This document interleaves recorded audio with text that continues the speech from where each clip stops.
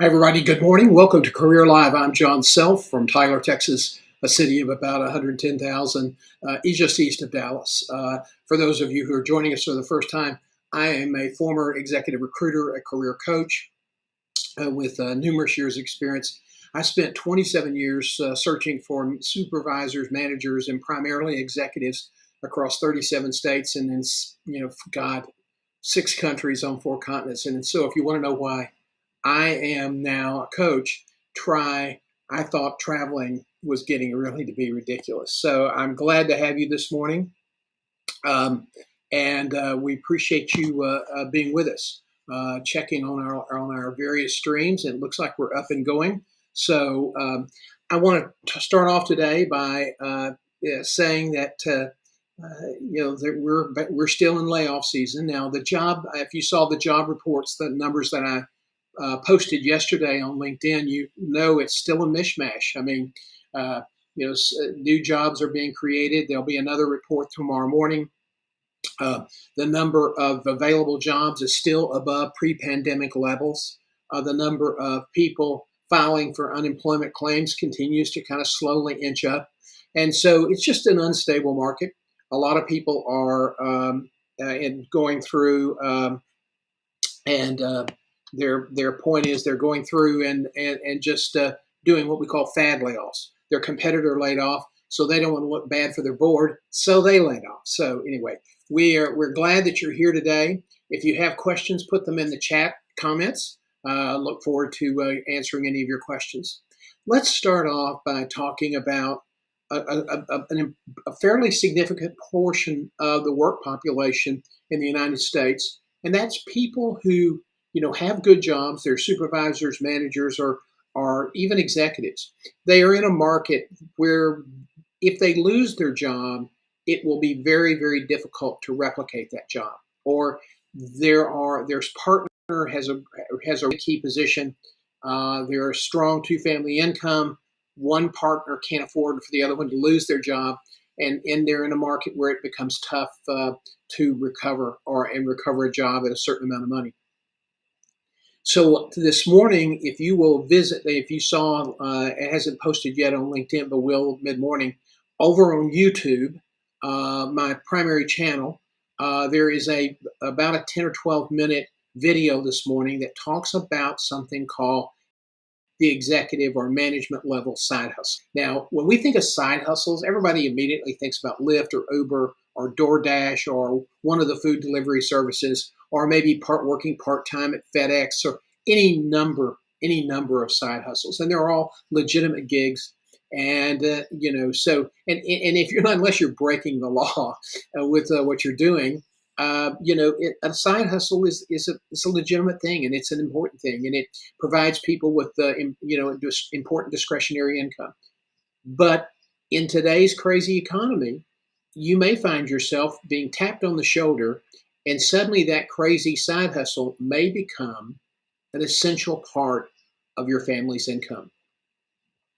And everybody says, well, gosh, how could that possibly pay any money? Well, let's start off with the big number. This week, an influencer who started off just side hustling, but had a particular talent for doing a certain type of video, and everybody liked it.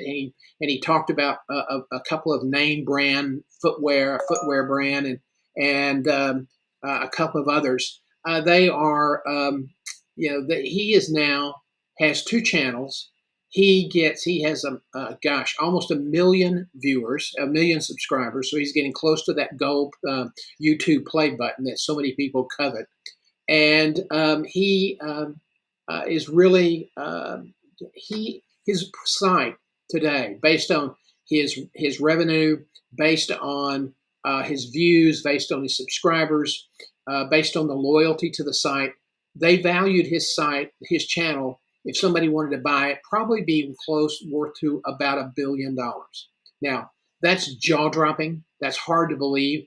And again, anytime somebody's maybe positioning themselves to make a killing on a sale, they're always going to chat up and have other people chat up what their perceived values are. We've all seen companies, from hospitals to, veterinarian practices to restaurants, all sold for an unreasonable multiple of sales or cash flow or something else that basically people pay too much money for it.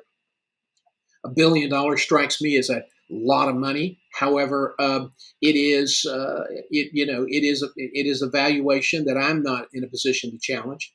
So I want you to think about that.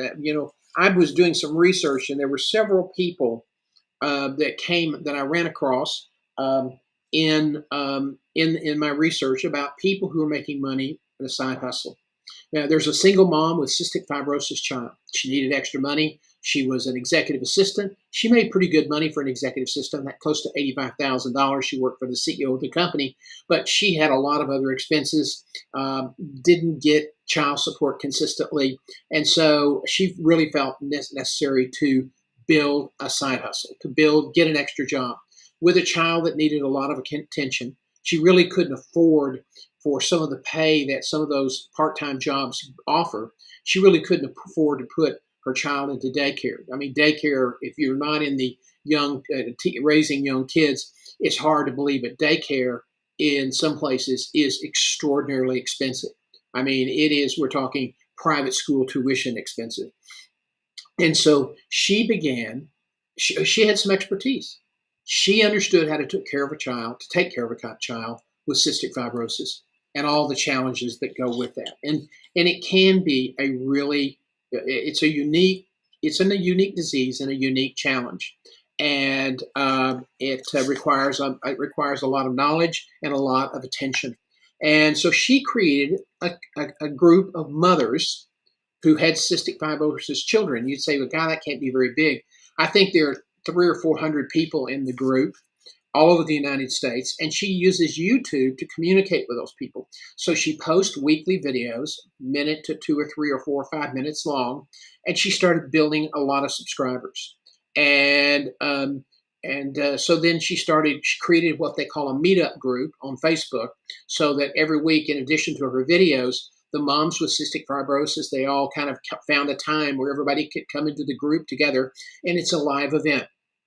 And she answers questions. People share information.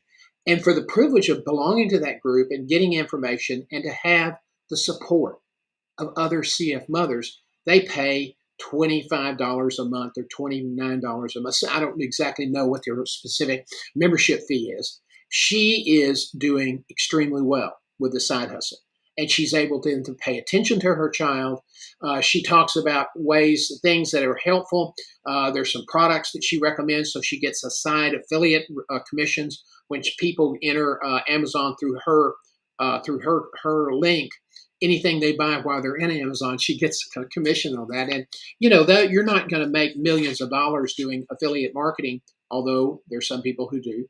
But the average person, it may be $1,000, it may be $500. But, with the cost of groceries today, with the cost of gasoline, with the cost of health insurance premiums, $500 more a month is a lot of money.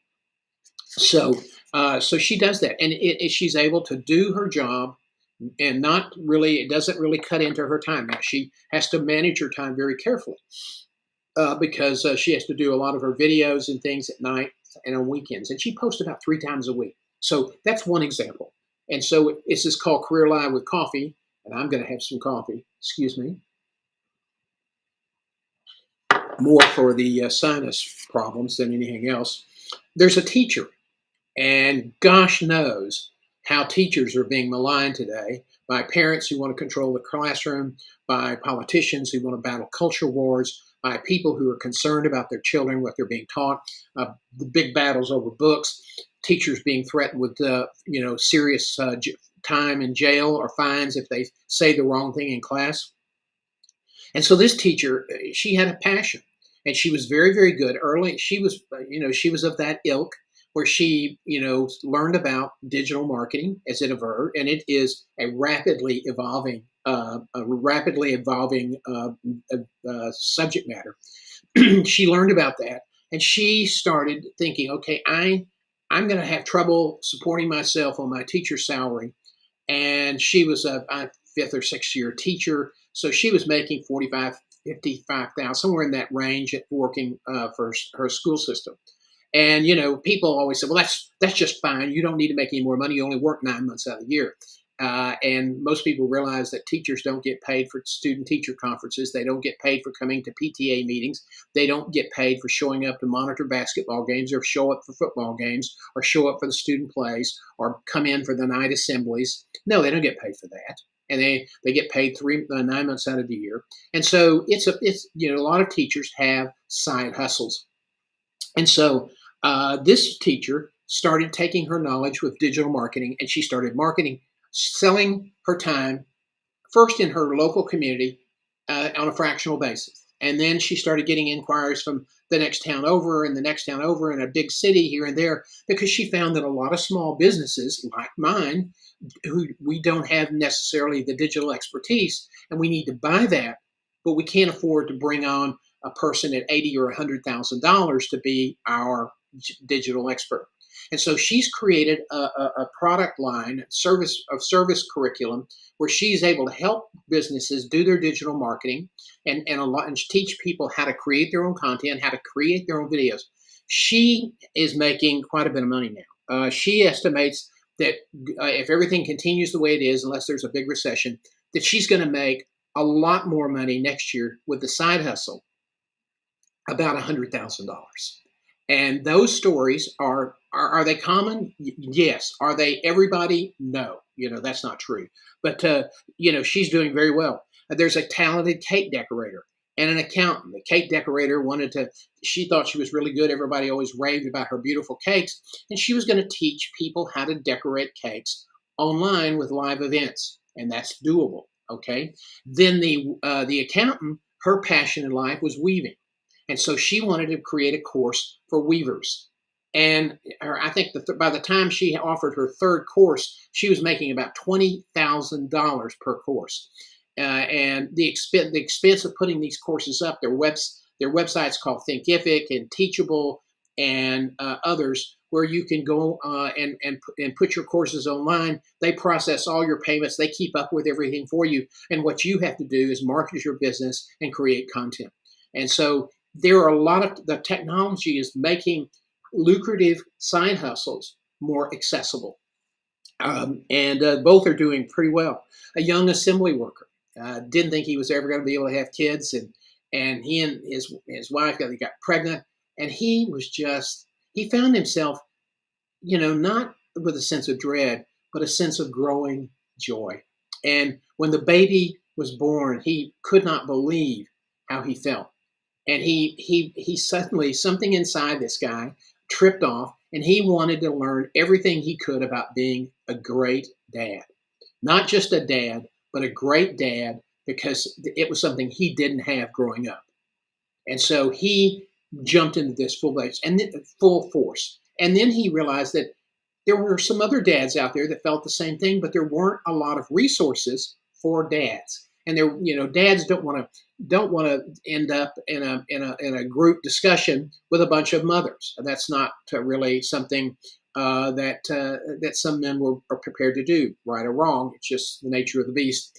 Anyway, he started doing some videos, and he said, look, we went out to buy a stroller, and I really had done my homework, and my wife was just amazed that I was telling her, no, don't buy that stroller for this reason. This stroller is more expensive, but it's not worth it because of this and this. But this is the best stroller we can buy, and it's not the most expensive.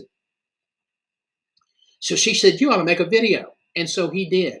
And boom, it blew up. There were apparently a lot of people who were interested in that kind of review.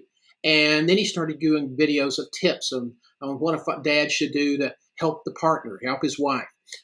Things that dads can do to bond with their baby at an early age, things like that. And, he still kept his assembly job, and he is doing extremely, extremely well. He now gets commissions for product endorsements for some of the product reviews he's done. And once a week, he will review a product for about 8 or 10 minutes, and he puts it up on YouTube and gets hundreds, sometimes thousands of views, and is beginning to earn, $200 or $300 a month in commissions for affiliate marketing sales. So it's a really interesting proposition. Now, I'm telling you about this. I moved from a business executive search, and moved into a business where I was now having to market my business online in a digital format. And that's totally different from anything I've ever done. And so I started trying to learn more about digital marketing and how effectively I could move my traditional online, sort of traditional coaching practice from the traditional live coaching practice, where I had to be able to charge $3,000 or $4,000 per client, and to have enough clients to make a decent income. And when the pandemic came and everybody kind of held up on their spending for 2 years, I realized that the people who were online and selling courses online were not really affected by a recession. And that's really important. In fact, they tended to make a little bit more money during the recession. And so I decided, because I did not want to travel, because there is a limited market for people who will pay $4,000, $5,000, or $6,000. But there are a lot of coaches now. There are a lot of coaches, a lot of companies that will get out there and say, no, you ought to charge $5,000 because you can do that. And the question is, okay, but is there $5,000 worth of value? It's not a matter of taking people's money. It's a matter of giving people bloody value. And so, a lot of people who lose their jobs, they need help. But if they don't get outplacement support from their bosses, or they're really worried about digging into their retirement, they are willing to pay to a couple of $1,000s, but they're not willing to pay $5,000, $10,000, or $10,000. And there are coaches out there that charge that and more. And so I tried to democratize the process, and that is how I got moving into this business. And I was really struggling, and I was not getting a lot of views on my YouTube site, and I still am slowly building it up. So I still have a long road to go. There's a company out there called VRA, Video Ranking Academy. It's run by Sean Cannell, who lives in Las Vegas and also has a country home up in Washington, where he grew up in a farm. He started his career as a videographer for a church that he belonged to, and then it just grew from there. And he's built a business to support online marketers and to teach people how to use YouTube. Now, YouTube, let's take a pause and talk about what's this big thing about YouTube. Hasn't YouTube kind of passed its prime? Absolutely not. There is so much demand out there for good quality content. It's amazing. I was looking for some statistics here, and the YouTube marketplace is pretty amazing. Yeah, there certainly is a lot of competition, but sometimes when you have a lot of competition and you have good products, there's a chance for a big reward. Unlike Facebook or LinkedIn, and LinkedIn is an important tool, especially today in the job search business. TikTok, LinkedIn, Instagram, those are not searchable engines. Those are not search engines. YouTube is the globe's second largest search engine. I still have videos that were put up in the mid 1990s that people are still watching on leadership and other things. A couple of them have, close to 3,000 views that I don't do any work for. Now, my mistake was I didn't monetize those videos. I didn't do anything to really, to market those videos. It happened automatically, kind of virally. So, but YouTube allows you to make a video, put it in a playlist or put it in a category that you think it represents, and then it stays there as long as you leave it there. And there are people who've made videos that have, 10 years ago, they're still getting checks, $12, $15, $20 a month from affiliate marketing deals, because people are still using the links on those videos and buying products that are recommended, or buying books or whatever it is. So that's just an interesting thing. It's, everybody would love to have income that's passive. Well, I don't believe there is such a thing called passive income. Whether you're renting a house or doing YouTube or you're doing Lubrief, it requires a lot of effort. So the passive income is that's just a lot of, let me put it like this. If it sounds too good to be true, it is. Is YouTube a tough business to crack into? Boy, one of the toughest. Why? Because you have to follow a certain process to build a market. You have to do things every day to build subscribers, and it takes time. But once you start mastering the algorithm, once you follow this process that VRA uses, that's helping me a lot, you start to see growth in your subscribers. I've had a couple of things that I've done a lot of research on and put together scripts that did 100 views on YouTube and 5,000 on TikTok. So, sometimes it's, where the audience is and what words you use and all that other stuff. And I won't go into that today. But VRA, if you have any questions about the people out there that really know what they're doing, if you have an interest in a side hustle, DM me, okay? Or reach out to me through my webpage at johngself.com. No obligation. I won't be selling you anything, but I'll answer any questions you have about creating a side hustle. There's a couple of more things I wanted to share. A third of the population, or a fourth of the world's population, uses YouTube every month. That's over 2 billion people. There's 73% of the U.S. population is on YouTube every day. Millennials prefer YouTube to over traditional TV. 60% of the people said they'd rather look at YouTube videos than watch some lame broadcaster cable TV serial. Now, here's the amazing part. When you talk about there's a lot of competition and there's no room for anybody else, and the people that were early to the game are the ones that made the money, and nobody's making money today. That's just not true. 9%, only 9% of small businesses in the United States are on YouTube. You got this huge market and only 9% of small businesses. So if you've got a great idea, if you have a passion, then there are certain steps you've got to go through. Is it monetizable? Is it, can I make any money off of it? And there's a whole list. And like I said today, later this morning here on LinkedIn and on YouTube, it's already posted. There's about a 12-minute video that kind of walks you through some of the steps that you can look at whether you can capitalize on this side hustle. Somebody says, well, gosh, that takes video, that takes a lot of expertise, that takes a lot of money, that takes fancy equipment. No. I'm broadcasting today from my home studio in Tyler. I use an iMac, I have an iPhone, I have an iPad. Those are my cameras, that's how I produce a lot of my videos. So you can start your business. There are still people today getting hundreds of thousands of views every year using an iPhone. There are people making $50,000, $100,000, $200,000 a year shooting videos on iPhones and editing on them on iPhones, because that's part when you buy an iPhone, and I assume that's true with Android, there are editing devices built in. These are not hard things to learn how to do. And you can watch other people's video to see what they've done and what works for them and what will work, what may work for you. So it doesn't cost a lot of money. Somebody says, well, I'm using my home office. I don't have any backgrounds up today because I'm on Restream, the syndication service. So I'm just using my plain office background, and people find that to be authentic, and they're happy for that to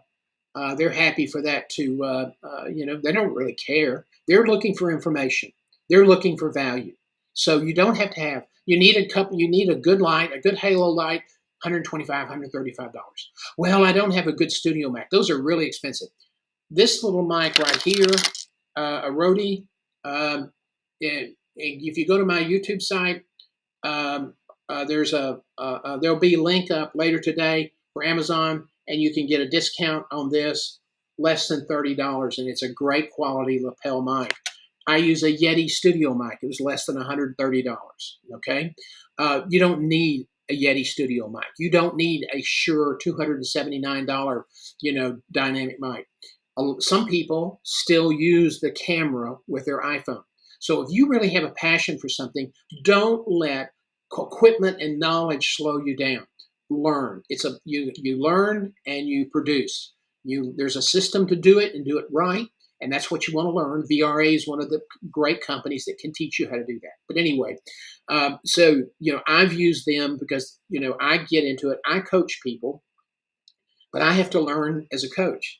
And so I found that of all the people that I've run across, there's a lot of hooligans and charlatans out there that'll charge you $2,000, $3,000, $4,000, $10,000. I'm not sure what VRA. I went into VRA on a special deal and got a really good price. And I will tell you, for the money I spend every month, which is less than $100, And that may just been a special price that they put out that I grabbed.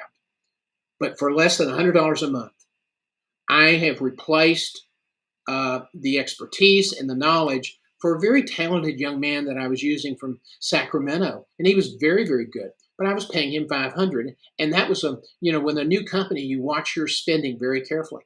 I've received so much value from that $97. Now today at 2:00 we have a meetup, so that all of the people in that class will come together, and we're going to talk about things we're doing that works, things that we do that haven't worked. There'll be a program where they talk about some new ideas and techniques. They'll talk about new courses coming down the stream. I'm a member for life, and so I really believe that the power of video, the power of live events is going forward. When the pandemic came to town and all live events shut down, everybody thought, well, that's it. We're all going to go out of business. And then very creative people decided, no, we have the power of the internet. We have the same power that big companies have to leverage their resources. And so then you started seeing something called virtual studios or virtual stages pop up across the United States. One that I first encountered was called Sage in Charleston, South Carolina. Barry Bumgardner, she was an event planner, and her company is probably going to do $10 to $12 million in revenue this year, making more money than she's ever made because she has found a way to harness technology, harness her expertise, and teach people how to do this effectively. Whether you're a cake decorator, whether you're somebody in healthcare that knows a lot about revenue cycle, whether you're a banker that loves gardening, okay, or you can teach a course online and learn and be and build a side hustle. And it can be an extraordinarily rewarding experience. It takes time, it takes hard work, it takes determination, but you can build a side hustle and provide you and your family some additional security. And that applies, across the board, whether you're an assembly line worker or a bank officer, it doesn't matter. Let's see, jobless claims remained, and I didn't see it because my little blurb jumped off. It'll be popping up again, but the jobless reports are out, and I imagine it's going to be still contradictory from what we've seen before. Anyway, I hope this has been interesting today. Not a lot of questions have come in. One is how can I reach you through your website, john@johngself.com. I'm happy to answer any of your questions. When you schedule a call, you go to the webpage and go to the bottom of the page, and there's a link. You can do a telephone call or Zoom call. Okay, I'm pretty busy, so my schedule may be a little bit blocked. But if you can't get through, send me a text or you can get that number through my LinkedIn profile, or send me an email, and we'll find time to talk. And we're here to help you. Our business is beginning to take off. We've learned a lot, and it's been a tough year and a half learning those lessons. And there are times that you just want to quit. That's what a lot of entrepreneurs say. I almost quit. And you know what? The truth is, when people quit, the only guarantee of success is that the only guarantee for success is that you will fail. Laurie Berry, thank you very much. Sometimes you feel like you're out there alone, flapping in the wind, but this is part of it. This is part of it. Sometimes last Thursday night, we had a very small group at LinkedIn Coffee last week, but it was a great group, about 14 or 20 people, and there were some on YouTube, and it was a good interactive group, and I was really pumped up. Thursday night, I did my normal TikTok live, and I had 1,500 people. So everybody wants to badmouth TikTok. I'm I'm sort of becoming a fan. But let me tell you something, Dr. Berry. There is a physician that as one of my clients. He is learning how to make videos to talk about parenting, and something he's very passionate about. He's a pediatrician, and that's a great side hustle for him. He's in a market where he can't relocate because of family commitments, but he wants to do certain things. And he doesn't want to practice pediatrics anymore. He's done that for a number of years and wants some new challenge. And so he's working part-time in FQHC, and he's beginning to make videos to explore how he can monetize that. And I'm telling you, if an assembly line worker from Michigan I think that's where he's from, can make a really pretty good income on the side because of his passion, because he's done the homework, he's put in the time to research the topics, and he's enthusiastic. And when he's on the air and he's enthusiastic, that's infectious. That's infectious. Charles Wesley, the old Anglican cleric, a line was subscribed to him. It said, when a man catches on fire with enthusiasm, people will come from all over to watch him burn. And I can tell you that's been true in my life. I'm not particularly talented in any one great field. People said, but God, you set up the first 13 or 14 helicopter ambulance programs in the United States. Well, Denver was first. I was the first director at Herman in Houston, which is now the largest program in the country, and through no fault of my own or no credit to me. But I was so enthralled, so enthused about that the helicopter company president hired me to be their national marketing manager. Now, here I was, 25 years old. I recognized hospitals 2 out of 3 times. I'd only worked for a hospital for about 9 months. I knew less about helicopters. And in less than 3 years, I sold 14 programs nationally. Somebody said, God, you must be a great salesman. The truth is, I was excited about what I was doing. I was enthused about what I was doing. And people latched on to that enthusiasm, not because I was the smartest guy in the room or because I had the best degrees. Bloody hell, I was a crime writer and investigative reporter before I started doing that. And, a lot of hospital CEOs weren't too fond of reporters back in those days. So that was part of my background. I just conveniently kept off the grid. But people will buy if you're enthusiastic, if you've done your homework, if you really put in the time, there will be an audience for you. So that's just something that I want to share with you. I hope it's been beneficial. Again, don't hesitate to email me, DM me, or reach out through the webpage and schedule a call. One of the reasons I keep doing this is because I love this business. And when I was a recruiter for 27 years, I saw people struggle in interviews. I saw people that didn't know how to prepare for interviews, and that's still a huge problem today. We have a course that just helps people get prepared.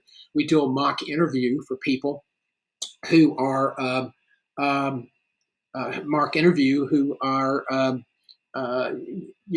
trying to get feedback because they don't ever get it from employers or recruiters. So we have a whole process where we do a couple of mock interviews and then give extensive feedback with ideas on how to answer questions. So you can check all that information out. You go to John G. Self, click the little red button on the right side of the home page about get access to our courses. There's also a button at the bottom, and check out some of our courses. We're starting to redo. We're adding new content, and so we hope you'll do that. Thank you all for joining us today. We're a little bit over, but I get wound up and excited about what I do. I hope that if you're not excited about what you're doing, I hope you'll put a plan in place to find something to do, whether it's a job or a different career or a side hustle, that will fill your heart and fill your emotions with enthusiasm and excitement for what you're doing, because that's really important. Everybody likes to talk about work-life balance today. Well, let me tell you this. A lot of that stuff is just hooey. The work-life balance. Here's the secret. If you're not happy at work, it's hard to be happy at home.